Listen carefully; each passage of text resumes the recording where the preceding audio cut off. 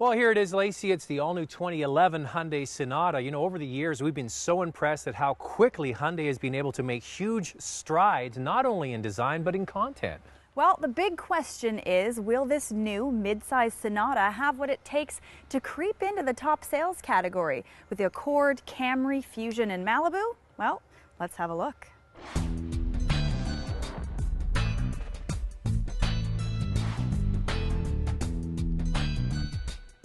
First thing we noticed is how great it looks. This is the top of the line limited version, but even on base models, the same flowing lines keep the eye engaged. The designers have developed a flowing shape that certainly looks similar to the Volkswagen Passat CC and even the Lexus ES. That's pretty good company. With a starting price under $23,000 and topping out under $31,000, this car will attract even more attention.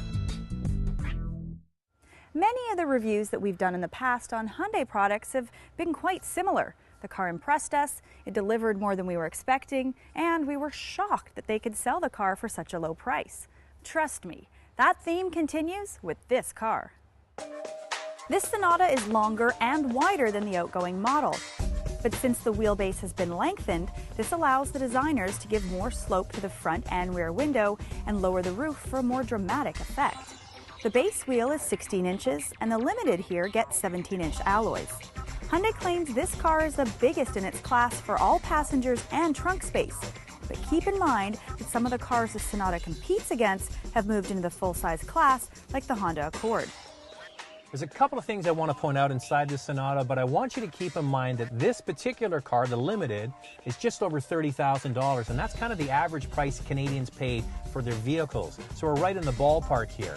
Look at the center console here. The radio and the navigation is almost a direct copy of Infiniti. Now that looks fantastic. Just below that is the heating control system, and the body outline here that directs the flow of air inside the car is almost a direct copy from Volvo. You're copying from Infiniti and Volvo. Those are premium brands in a Hyundai. Looks fantastic. Also, they've done a nice job of breaking up the colors and the contrasts and materials in here. Everything is well put together and nicely executed. If you buy a base model equipped with an automatic transmission, you get nice touches like heated seats. The steering wheel telescopes, there are radio controls on the steering wheel, plus you get a USB iPod connector and Bluetooth. That all comes standard, along with power windows, door locks, and air conditioning. This back seat is quite roomy, and there's lots of legroom.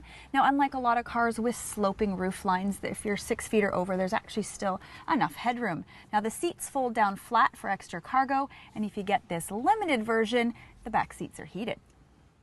I've got to say that I am so impressed with the overall look of this interior. It looks like a luxury car. And once again, this Limited has navigation and backup camera, all for under $31,000. Not only do you get a lot of content in this car, you get some leading-edge technology. For example, this vehicle has a 2.4-liter four-cylinder with direct injection technology.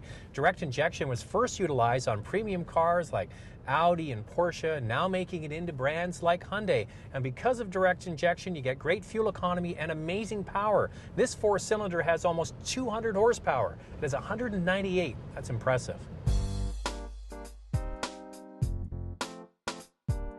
Fuel consumption is rated at just 9.4 liters per 100 kilometers in the city and only 5.7 on the highway. That's 30 miles per gallon in the city and almost 50 miles per gallon on the highway. Now, a big part of getting that impressive fuel consumption is the fact they've gone to a 6-speed automatic transmission.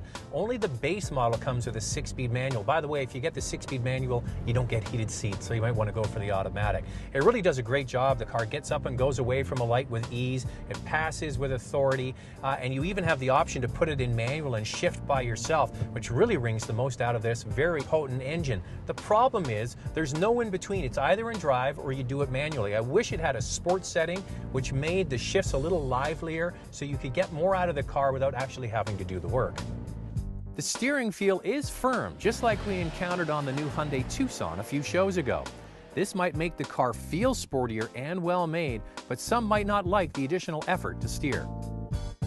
So a lot of times you have to kind of remember what you're driving. I'm sitting in this car. It's got a beautiful dash, leather seats. It's great looking on the outside. You're cruising along with a powerful 4-cylinder engine, and you have to keep reminding yourself this is a Hyundai, and you can get this car for under 25 grand. Now, I know a lot of people will gravitate towards the middle level car, but I feel this top of the line is really where the value is. You get Navi, backup camera, heated seats in the back, and all that for just over $30,000. That's $2,000 less than a loaded Accord and $3,000 less than a loaded Camry. Beautiful car, great value. Zach mentioned the heavier steering, and I've got to be honest, I like something that's a little bit lighter. But that being said, this steering wheel feels amazing. These little rubberized inserts really give it a unique texture and feel. I like it.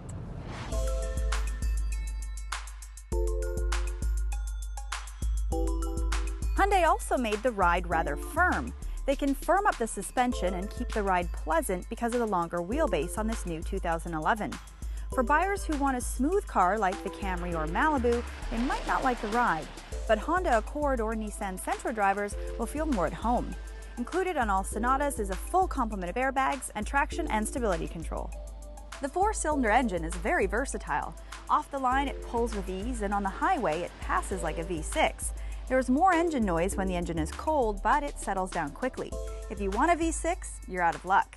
Hyundai will offer a turbo version of this engine soon, which should be something to drive, and a hybrid is also in the works, so keep your eye out.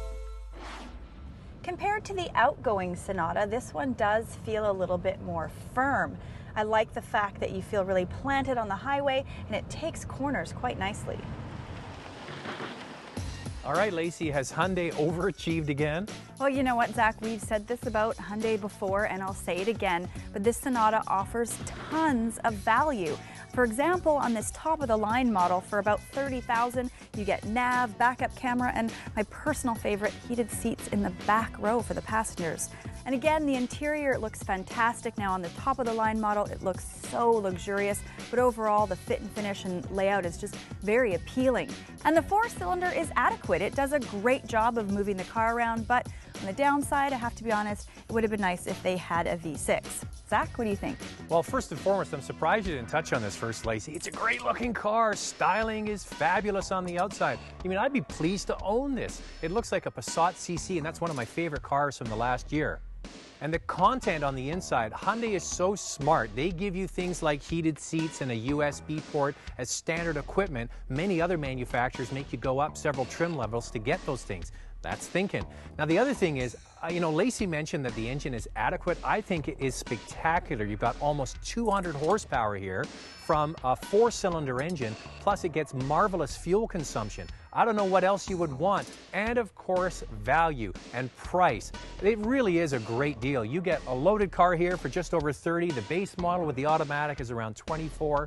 Excellent job. And on the downside, the 4-cylinder does a fantastic job, but it is noisy when the car is cold. When it warms up, that goes away. And of course, the automatic transmission, it gives you 6 gears, plenty of options there. You can shift it manually, but there's no sport setting. There's no in-between that lets the car do it on its own a little bit more aggressively. And it's not a knock against this car for the V6, but if you want more power, I don't know who would, wait for the turbo that's coming. So the question at the beginning of the show, Lacey, was will this car move into the top tier sales department with vehicles like the Accord, the Camry, and the Malibu? What do you think? I definitely think it will. I mean, Hyundai's done it again. I have a feeling that buyers that will have considered a lot of those other vehicles are going to fall in love with this Hyundai. What's the proper way to say Hyundai? Hyundai. Find out in the web-only segment at drivingtelevision.com.